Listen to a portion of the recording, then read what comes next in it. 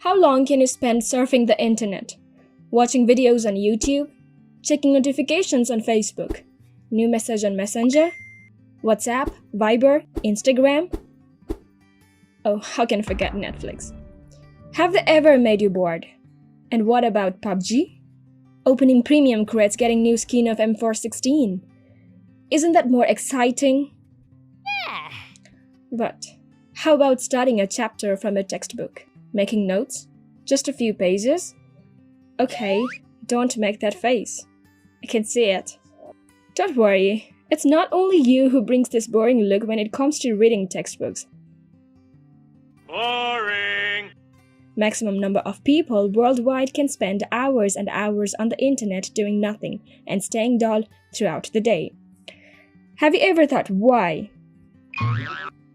Why is it that you can spend hours on your phone just to realize how swiftly the time flies? And why is it that you easily get distracted from your textbooks when you have just turned a page a while ago? These all things are related to a neurotransmitter called dopamine. This chemical transfigures your boredom into an interesting stuff. I would call it the key to our desire, a fuel to our action. According to a research published in the Journal of Neuroscience, our brain gets flooded with more dopamine when we perform instant rewarding activities, categorized as high dopamine activities, than those activities which take a long time to show results, categorized as low dopamine activities. Our mind is always biased on this categorization of our daily activities. It always favors high dopamine activities like surfing internet, scrolling through social media, internet pornography, drinking alcohol and drugs, playing video games, and so on. But when it comes to low dopamine activities like reading textbook, going to gym regularly, meditation and yoga, the brain hesitates to release enough dopamine. So, lesser the dopamine, lesser is the desire. And hence, we prefer scrolling through social media and watching videos to reading books. Now, you might think, what's wrong with high dopamine? It's not causing any harm to me. Sorry, Matt, you are thinking wrong. There is something called tolerance. Let me explain you with this example. Someone who rarely drinks alcohol gets drunk fast. But the one who drinks daily needs to drink more to get drunk. Similar is the case with dopamine when you develop tolerance to it. When your brain gets flooded with excessive amount of dopamine regularly, it upregulates the dopamine receptors so that your body gets adapted to its high level, and that becomes your new normal. Gradually, your today's pleasurable activity becomes unpleasurable in the long run, and to get the same pleasure, you need to go to the extremes of that, due to which high dopamine activity will be more and more prioritized and your low dopamine activity will be left far behind. Hence, it becomes hard to get back to the old routine, moving back to those textbooks after a long gap, and this same problem is going to happen to many of us after this lockdown. So, what's the solution? The answer is performing dopamine detox. Dopamine detox is a ritual that you perform with the aim of resetting your neurochemical system by destimulating it.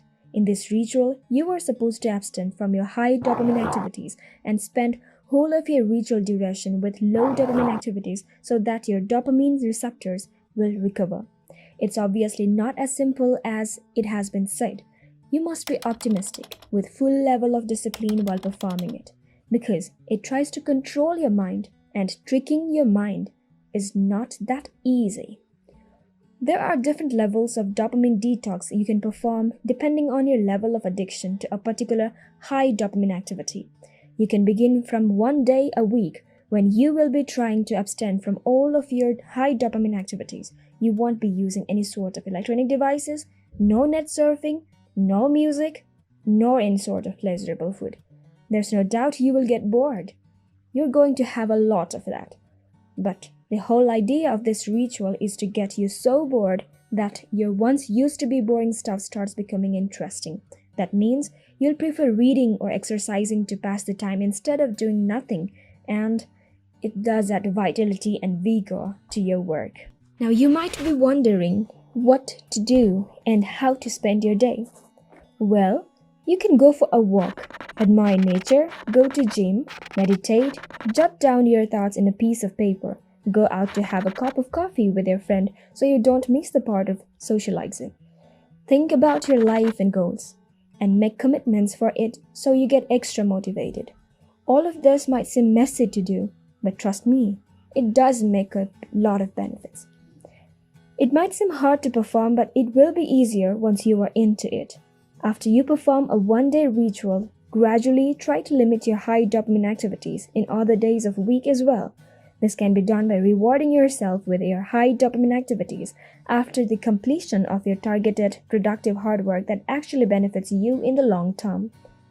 In this way, you will be more productive unknowingly, while all you will do is to chase for high dopamine for instant gratification just after the completion of your hard work. So, start up. Categorize your activities as low dopamine and high dopamine activities. Allocate a day and start performing your ritual. Try it, the result is simply unbelievable. To conclude, dopamine is a good chemical. It makes us do things, it motivates us and gives us pleasure.